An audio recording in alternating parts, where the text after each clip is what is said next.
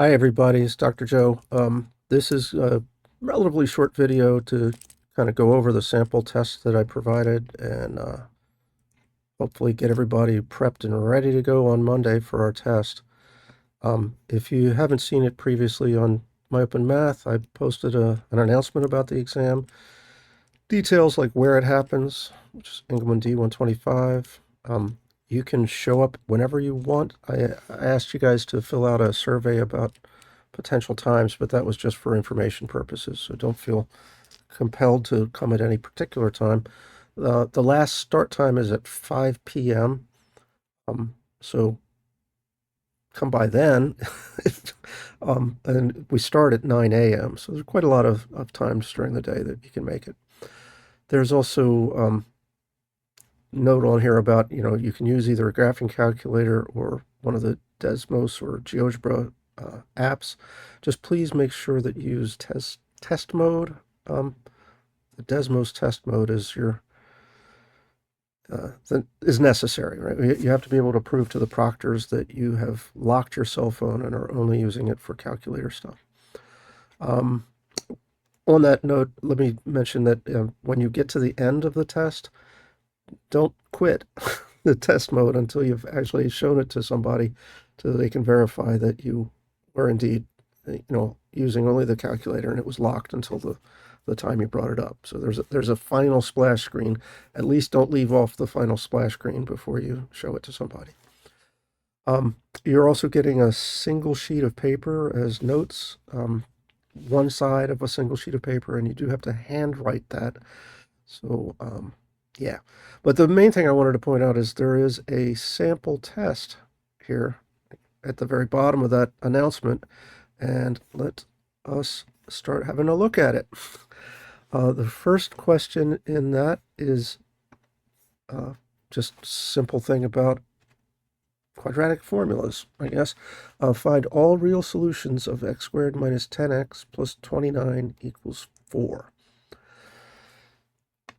Now, let's do this on paper and pencil, or pen and pencil, I guess. Pen and paper, as I'm about to do.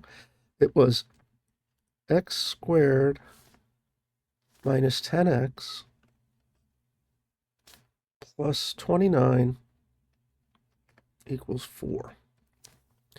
I think a lot of people are going to be tempted to pull out the quadratic formula once you see that kind of thing. Although even the quadratic formula requires you to do a little manipulation. You have to have everything all to one side of the equation, or more accurately, you have to have 0 on the far side of the equation. So let's subtract 4 from each side first.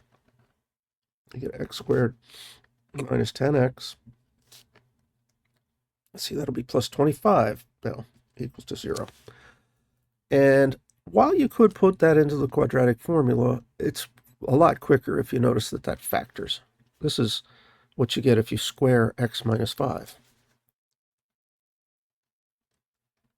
This might be one of those moments where guess and check is more useful. X minus 5 squared is 0. Well, if you FOIL roll that out, you'll get x squared from first times first, and then minus 5x and minus 5x for the outer and the inner terms. That's where the minus 10x comes from. And last times last will be two minus signs on that, minus 5 times minus 5. So it's plus 25. So this is accurate. And that factorization tells you there's really only one time when you get an x value that makes this true. It's when x is 5. Because the only number whose square is 0 itself. So x minus 5 equals 0 means x is 5. Final answer. Another approach to that might be useful for some people who prefer to think visually, which is to, switch to a graphing calculator. And I've got some junk from elsewhere on here. Let me just zero that out. We had x to the second minus 10x plus 29. That was the original formula, right? And we wanted to know, when is that equal to 4? I mean, that's really what that question asked. Y equals 4 is what am I doing way out here? By the way, I should point out while I'm doing this, I had zoomed way out for some reason on the last time I used this. You just hit this thing that looks like a house and it takes you home. It takes you to the default. All right, so that's an interesting picture. We've got this green parabola which comes down and touches the purple line, but just in that one spot. Oops, I don't seem to be finding it. Yeah, at 5, 4. Well, the 4 doesn't matter. It's the x coordinate. So you can see from that that x equals 5 is the right thing. Okay, back to our test questions. The first one there is handled. Maybe I'll go ahead and put some annotations in. How do I do that? This. What we got here was x equal 5. That was quick. It's a whole thing I like to talk to people about showing your work to get partial credit.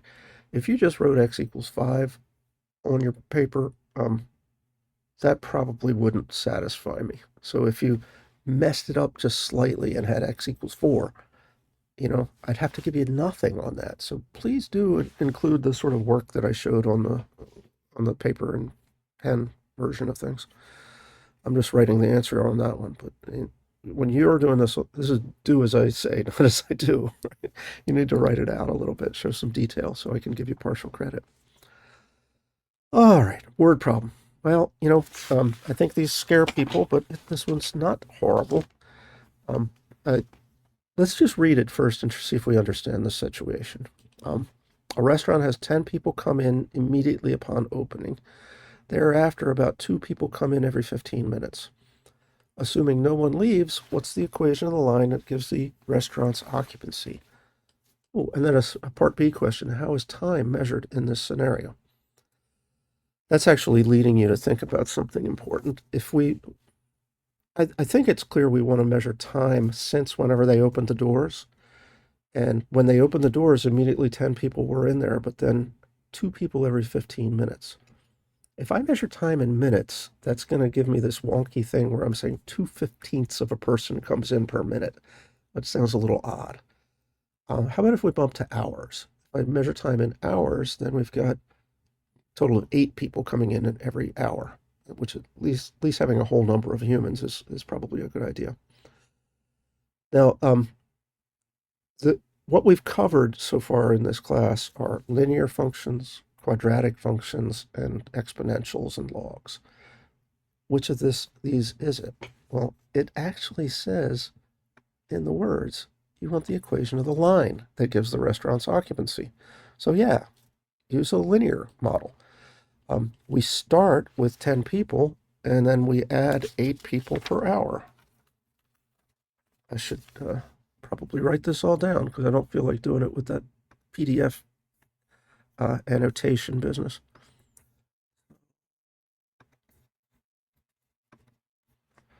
All right, so we had B is equal to 10. That's the 10 people that come in when they first. That's terribly. Okay, B is equal to 10. The slope, M, is 8 people per hour.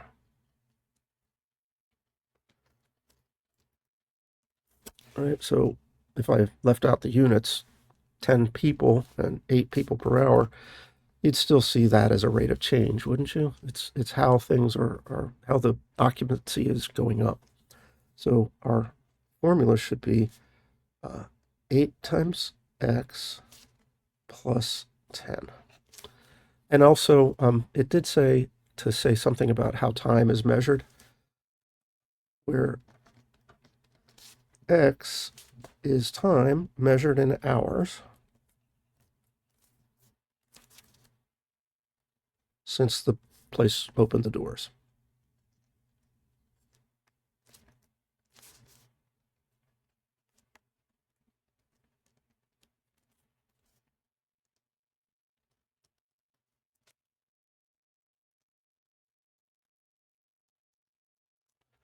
And that satisfies both elements of the thing. They asked us to give a formula and then say something about how time was interpreted in this problem. Okay, let me pop back over to the test. Oh, that's weird. The test is now not pointing at the same question. I think I have this open twice.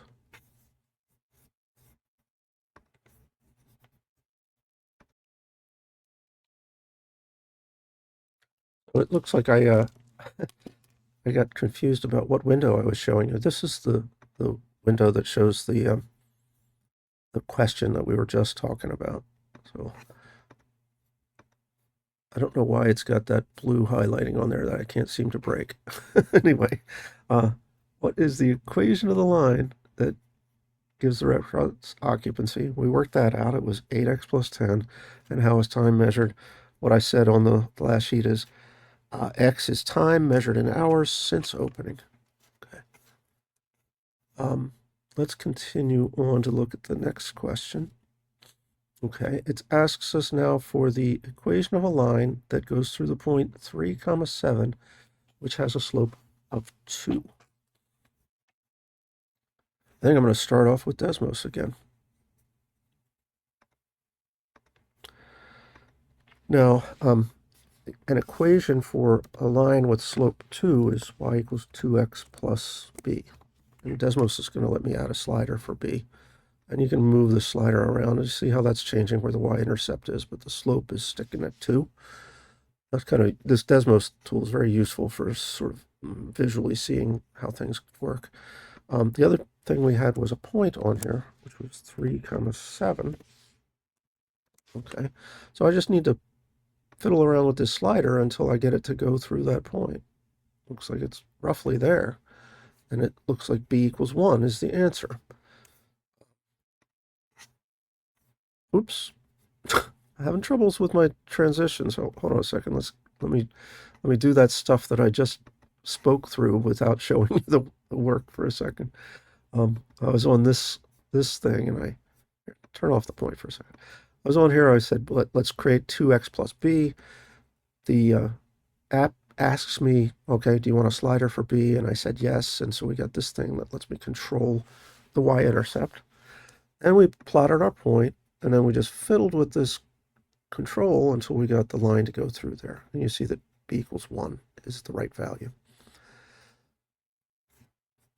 Another approach you might take, and for this I'm going to show you this by hand on pen and paper.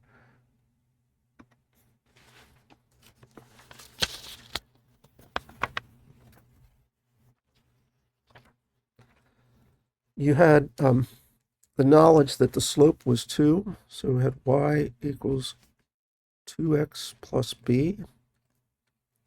Well, we just don't know what b is yet. But we do, in fact, know a pair, x and y, that we want this line to go through. And that's y equals 7 and x equals 3. So you put those in, and you end up with an equation that involves b. And the other things are all numbers. This is 7, that's 6. 7 equals 6 plus b. It must be that b is 1. You could certainly do that algebra. So b equals 1 is your answer, which makes the equation we're after be y is 2x plus 1.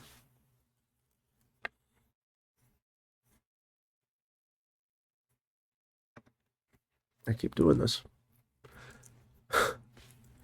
I was saying I was going to show it to you on paper, and then I wrote it out on paper while leaving you looking at the screen of the graph. Sorry about that.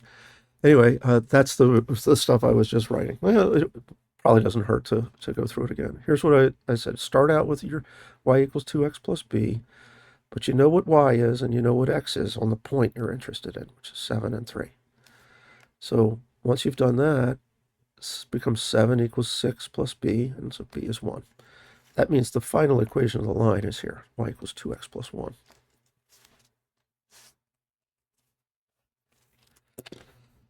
Let's see if I can transition the screen properly this time.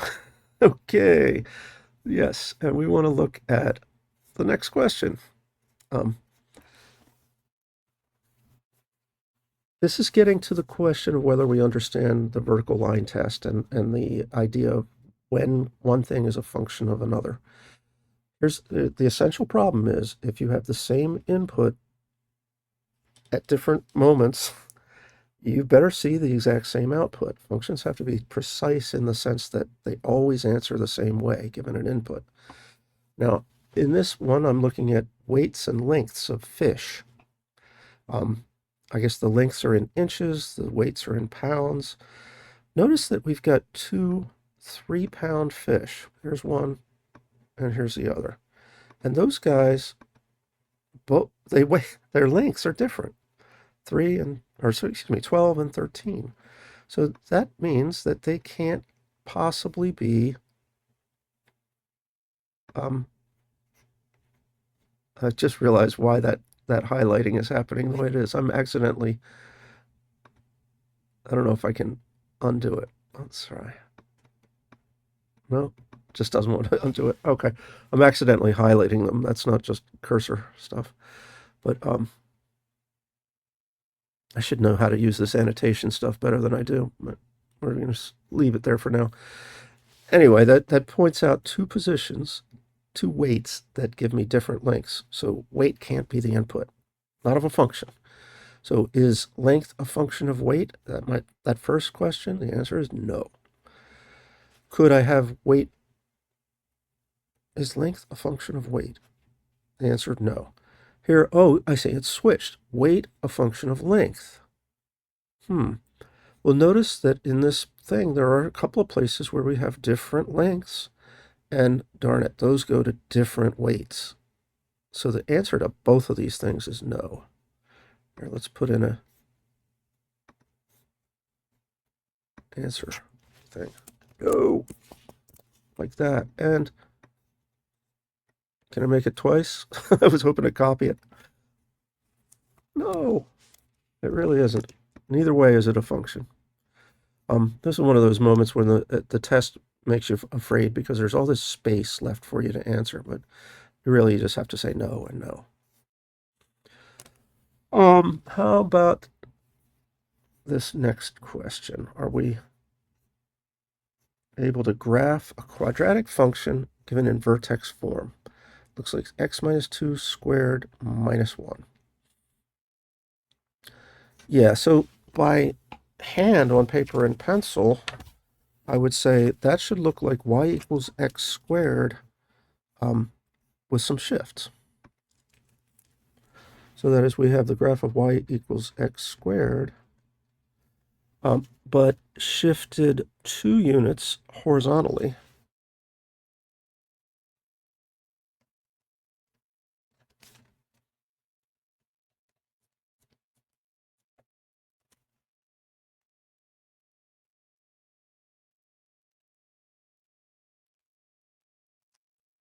And shifted minus 1 unit vertically.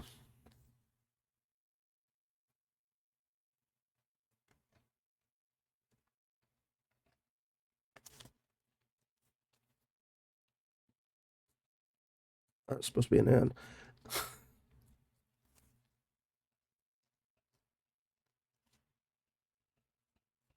So the ordinary graph of y equals x squared looks sort of like that, right? A little U-shaped thing that hits at the origin. We want to move this guy 2 units to the right and 1 unit down. So its vertex will be there. So go over 2 units and down 1 unit. It doesn't have to be perfect, but that's pretty close to what I want. This should be at the point 2 comma minus 1. The horizontal shifts are the ones that are tricky, a little bit tricky. I usually just remember they work backwards of what it said. So we had x minus 2, but that actually pushes us to the right. The vertical one kind of moves us in the direction you expect. We had a minus 1 in that outside of the parentheses, an outside change. That moved us down 1.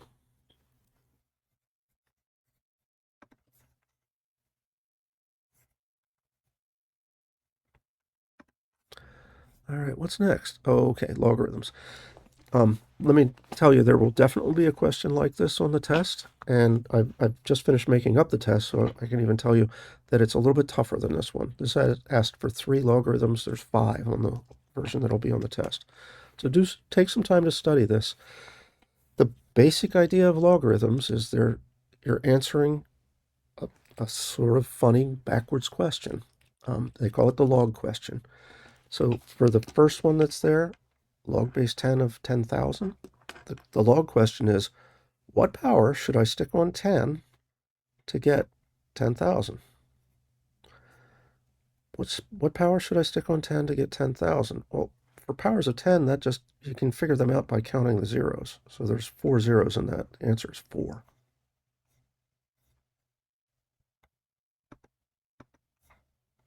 Here, let me put a 4 in there.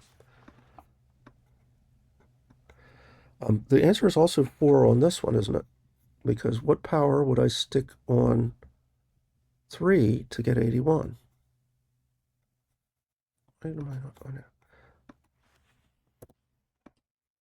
You guys recognize 3 to the 4th power is 81? Well, 3 squared is 9, and 3 squared squared would be 9 squared. That's 81. For the power of 2, that would give me 64. Let's take a second and do something funny here. I believe that it's useful for you to learn to count on your fingers while you're doubling, and then you can do your powers of 2 really fast. So after 1 doubling, you've got 2, and then 2 doublings is 4. 2, 4 makes you kind of want to go 6, but no, 2 times 4, 2 times 2 is 4, 4 times 2 is 8, 8 times 2 is 16. You see how this doubling works? 2, 4, 8, 16, 32. One more finger gets me 64. And how many fingers do I have here? 6 total. So 2 to the 6th power is 64. You can keep going like that. 2, 4, 8, 16, 32, 64, 128. They get harder. 256, 512, 1024. So if I asked you, what's the logarithm base 2 of 1024? You could, in the same amount of time it takes to count to 10, answer 10. So, yeah. Let's see. Another text box here. The answer on this one, though, was 6.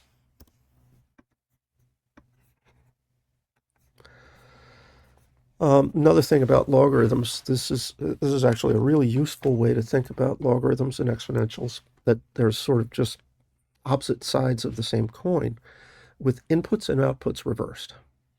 So like if you look at this first line here, we have 10 to the 3rd power is 1,000. That's an exponential thing. The logarithmic version of it is log of 1,000 equals 3. That's log without any decorations, so that's understood to be logarithm base 10. So do you notice what happened? The input on the left was 3 and the output was 1,000. On the right, the input was 1,000 and the output was 3. Those roles have just reversed. So let me see if I can type one here and do the logarithm version of this thing. All right, it would be, well, first of all, that's a logarithm base 5, so I'm just going to write log 5. The input to this is going to be what's the output on the other side, so 625. Whoops, wrong way for my parentheses. And the output is going to be what the input was on the other side, which is 4. And that's something you can verify on a calculator, but I think these are meant to be quick, and so you shouldn't need to stop and verify it. Just notice that you have to pick the right kind of logarithm. This was a 5 in the base of the exponential, so we need a logarithm base 5.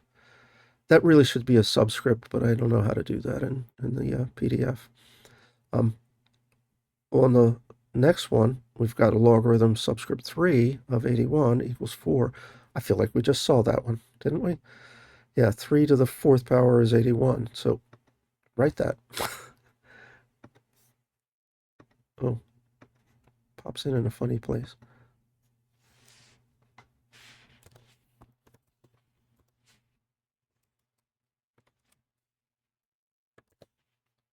Cool. The next guy is going to be a little tougher because it's got square roots and approximately equal sign, but I won't be able to do that. But what I can do is tell you what logarithm to use because the base over here was e. So this will be ln of something. ln of something equals something. Well, what's the right-hand side going to be? What was the input before? Square root of 3. I'm just going to write squirt 3 because I don't think I can get this thing to give me the radical symbol. And 5.652 is what's on here.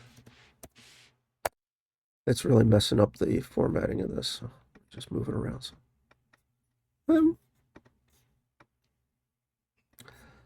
ln of 5.652 is equal to the square root of 3. Now that's something I think you should verify on a calculator, but let's do the next one, and then we'll go to the calculator and verify both of them at once. ln of 2 is approximately 0.693. Again, that's a natural logarithm, so the exponential that corresponds to will be one with the base of e.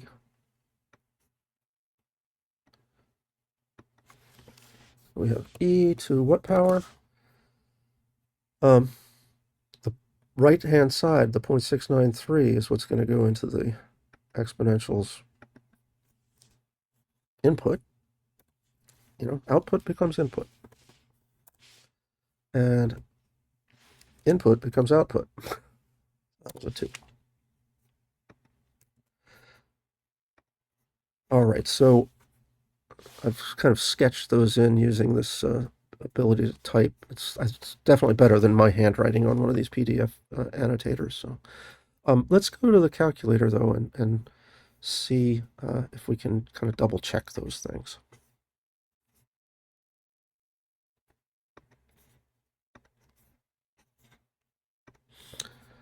All right, I don't need that stuff anymore. The first one we had was e to the root 3. If on Desmos you type SQRT, it recognizes that, and you get the radical sign. And what it said on the thing before was 5.652 on the right-hand side. The logarithmic version of that should be take the natural log of what was just the output, 5.652, and you ought to get square root of 3. Well, I don't know what square root of 3 is by heart, but let's ask Desmos what square root of 3 is. Yeah. Well, you'll notice that this number and this number aren't perfectly identical. It's because I rounded off. I rounded the 5.652 to 3 decimal places. And these answers are good to 3 decimal places. In fact, looks like 4 decimal places are the same. So that's one of our things that we wanted to check. The other one was, let's see, it was given as ln of 2 is equal to 0.693. The exponential version is what we had to fill in, and that's e raised to the 0.693. Now, again, that's not exactly 2, but it is if you're only working to 3 decimal places, and I had truncated that number to 3 decimal places. So, in fact, it looks like it's good if we rounded to 4 decimal places. Okay, so yay, that worked nicely. Let me get take us back to the test and see what we can do next.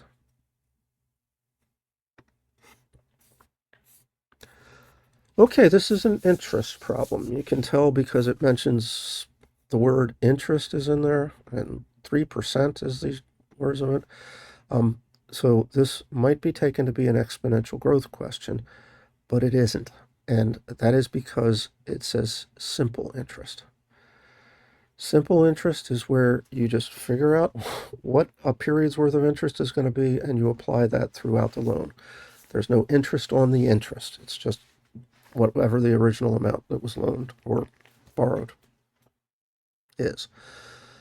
So 3% of $10,000 is just $300. That I can do in my head because 1% of this amount would be $100 and 3% will be $300. Um, so I can almost answer this just directly. He's going to pay her 3 years worth of $300 payments or $900. I think most people want to see a little work for that. So let us swip over to the paper and pencil view. I need a new sheet of paper. I need 2 new sheets of paper.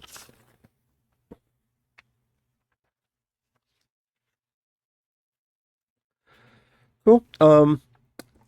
What he said, it was 3% interest. In simple interest formulas, the formula is your amount. That's really amount as a function of time is P plus I, principal plus interest, where the interest is given as I equals P times the rate times how much time. So if you put these two things together, you see A as a function of time is P plus PRT. Right, so in Bob's case, his mom gave him 10 grand, so we had P equals 10,000. That's in dollars. Dollars is this funny unit that puts the symbol before it rather than at the tail of the number, but watch out for that. I know some people that can be a pet peeve to put the dollar sign on the end is just it's wrong, but it kind of gets your meaning across, so I'm not sure I hate it that much. Anyway, P is 10,000, R is 3% or 0.03. And what's T? Well, we said it was 3 years. So he's going to give her money back because she's retiring and moving away. All right, so can we just put all that stuff in there? It's the amount at time 3 will be 10,000. Actually, I'm just going to factor a 10,000 out of that, or factor a P out of both parts of that. It looks like P times 1 plus RT. Do that little piece of algebra. I don't like having to write 10,000 over again. It'll be 1 plus 0.03 times 3, or 1.09.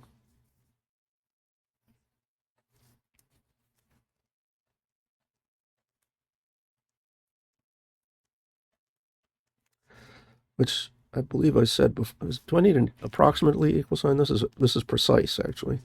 It's $10,900. All right, so our next problem, actually, it's a pair of problems that kind of related to one another. Numbers 9 and 10 on this test. Number 9. The scheme here is that we're sort of pretending there's a same bank that's offering 2 different accounts in these 2 problems, and we're going to work out, how much interest you get from them in order to compare the 2 accounts. So the first one here, we have a bank offering a savings account bearing 3% interest that is compounded quarterly, 4 times per year. So now we're in the case where you're going to really need the formula for compounded interest. So let me take a second here to make sure that this is something you put on your cheat sheets for the test.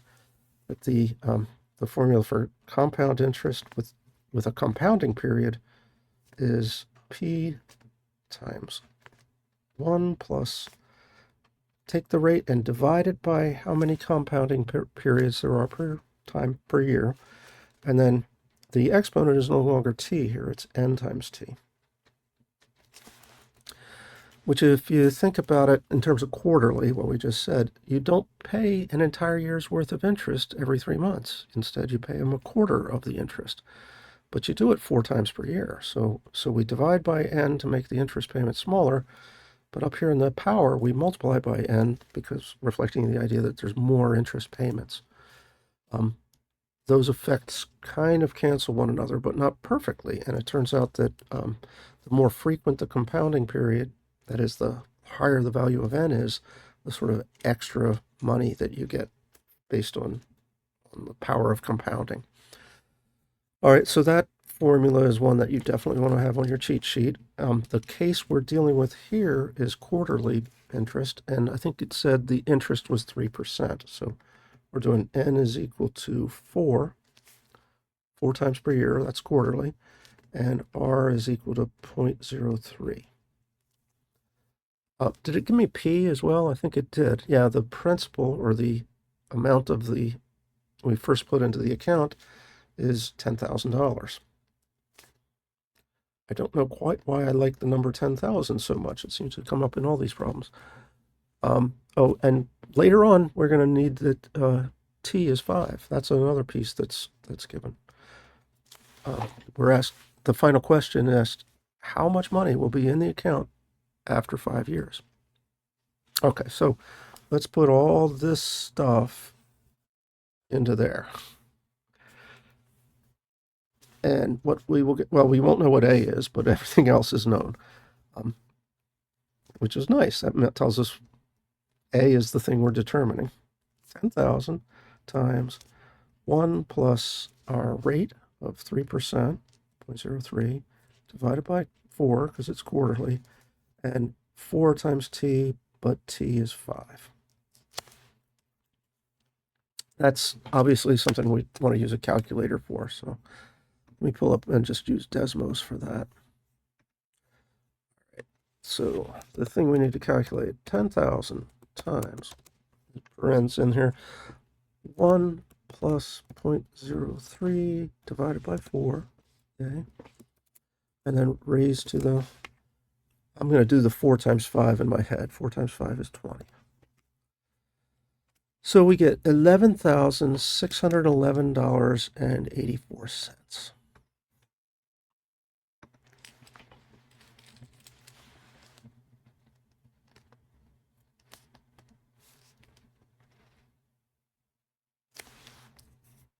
Trying to remember what I started to write it and then I lost it from my memory.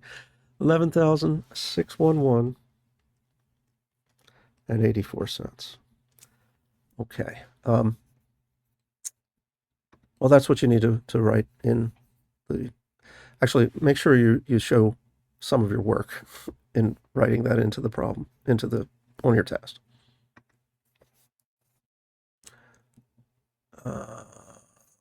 Back to the test picture.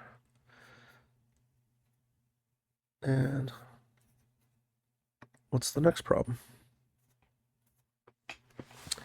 Well, okay, changes the interest rate on us. An account with 2.95% interest.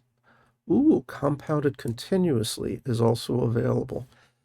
What would the balance in this account be after 5 years if the same $10,000 was invested? Fair question. Do you think it would be more or less than the other one? Usually compounding continuously, it gives you the best return. But notice this is a little bit less interest. So, I'm not sure right ahead of time which one will be better. So let's go find out. I think I'm going to do this paper and pencil first, and then we'll probably get our final answer out of Desmos. Okay, so first off, let me say this is another formula that you want to have on your formula sheet. When you're doing continuous interest, that n is going to infinity, and in the limit it becomes this exponential expression, e to the RT, with a p out front. So make sure that you, although I find that most people remember this one because PERT is actually a word in the English language. A equals PE to the RT. What do we got? Our P is 10,000. Our R had been changed to 0.0295. That looked like a 2. And our T was still 5. It's only 3 inputs needed for this, because continuous compounding, you don't need to worry about how many times per year anymore. It's done sort of infinitely often. Cool. So the amount you should have is 10,000 times e to the 0.0295 times 5. All of that stuff is in the power in the exponential expression. Let me figure out what that is using the calculator. So what is that? 10,000 times e raised to the, we'll need parentheses here, 0.0295 times 5. Got an extra parenthesis that I didn't need. Well, that's sort of interesting. Got 2 extra parentheses that I don't need. Here, let's just take out the first one. 10,000, yeah, it's the same number, so I didn't change anything by ditching those parens. It's interesting to me to note that this is actually slightly less than the quarterly compounding. So the slightly higher interest rate in that for that account more than makes up for the switch from quarterly to infinitely often in the compounding interval. Yay. So anyway, we should write the answer down, 11,589.33.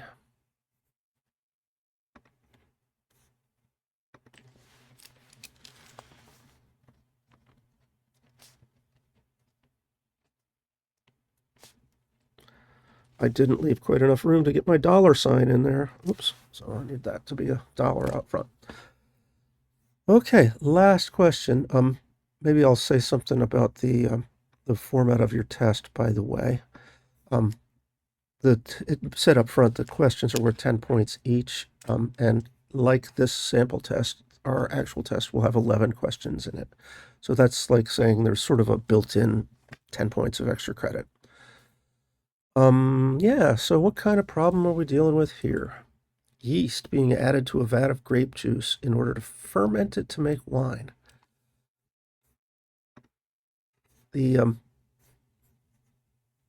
Excuse me a second, I'm getting myself confused about what window.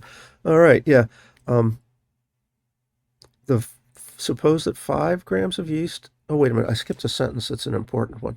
The amount of yeast present in the vat doubles every 4 hours after it's added. That's the clue that we're talking about an exponential growth. Although, honestly, we don't need that in this one because it gives us a formula for the exponential that we're dealing with. Still, if you didn't have a formula, you could produce one with the information that's given here.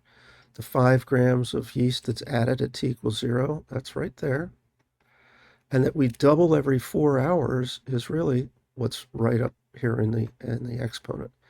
See, if we doubled every hour, I would just have a t up there. Since we doubled every 4 hours, I have to divide t by 4 to find out how many doublings have occurred.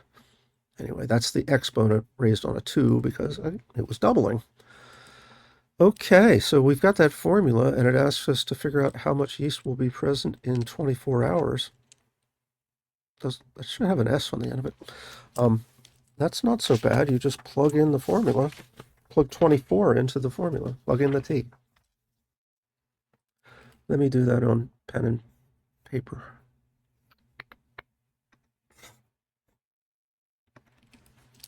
All right. So, yes, A of 24, the amount of yeast after 24 hours, will be, write that equation that we had before, that formula we had before, 5 times 2 to the 24 over 4, which is 5 times 2 to the 6th power. We previously saw 2 to the 6th power, that was 64, and 5 times 64 is, I did this previously on a calculator, I'm not this smart, but 320. Okay. The other piece that we need to do for this problem is the last final thing on the test. How much time will elapse before the amount of yeast reaches 500 grams? I'd like to show you that in Desmos, and we'll actually work it out with, brain power too, but you can do a lot with the graph. All right, so we had 5 times 2 raised to the, I'm going to use x as the variable because Desmos understands x over 4. Right?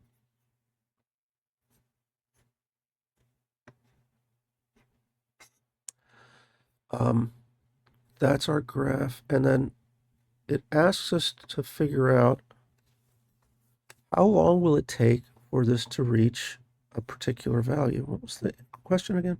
How much time will elapse before the amount of yeast reaches 500 grams? Well, if I plug in the line y equals 500, I won't see it because it's way off the screen, right? But if I zoom out a lot, it's there now. Maybe zoom back in some. Okay. Actually, I'm going to zoom the x-axis differently than the y so that we see it a little bit better. Cool. So how long will it take? It's the x coordinate when this line crosses the red horizontal line.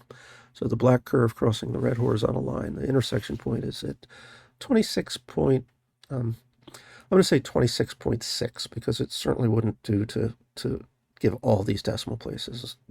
Don't pretend to accuracy that you don't really have. So around 26.6 would be a fine answer. Just got from playing with the graphs. Now let's do it on pen and paper.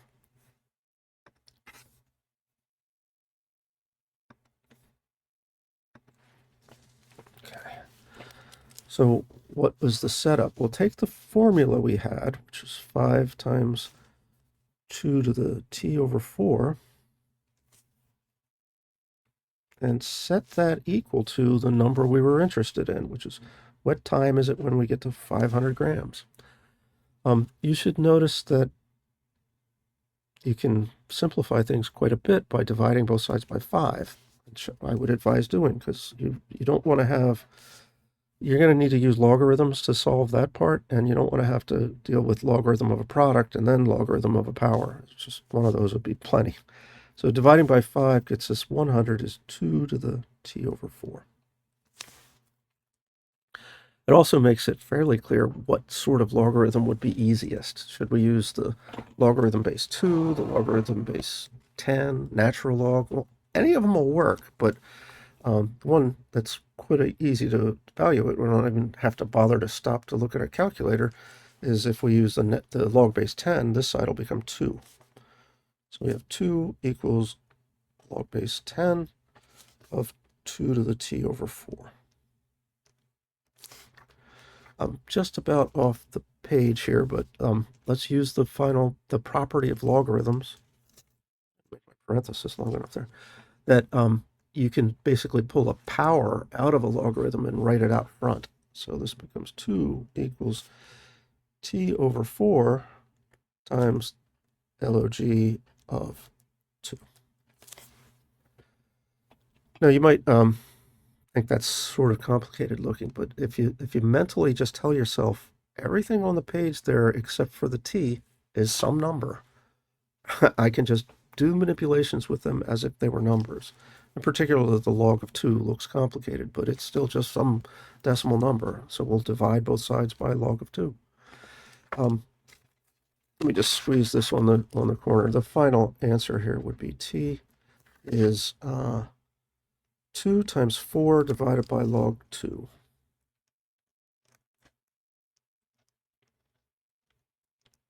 Like that. So I know I'm doing a couple of steps of algebra all at once, but you can verify that yourself if you want to slow it down and try again. The reason I wanted to get that number is I want to see if it agrees with what we got out of looking at the graph on Desmos. So it should be 2 times 4 divided by log of 2. 26.57. I said 26.6 before. I believe that number and the number we're getting at the x coordinate at that point of, yeah, they're good out to 5 decimal places. So they are indeed the same answer. So we've got it's nice to have a check on ourselves, right? The graph could give us a check on whether we did the log calculation correctly or vice versa. I did it the reverse. Okay, that brings us to the end of what I needed to cover here. So I'll just say goodbye and I wish everybody good luck on the test on Monday. Adios.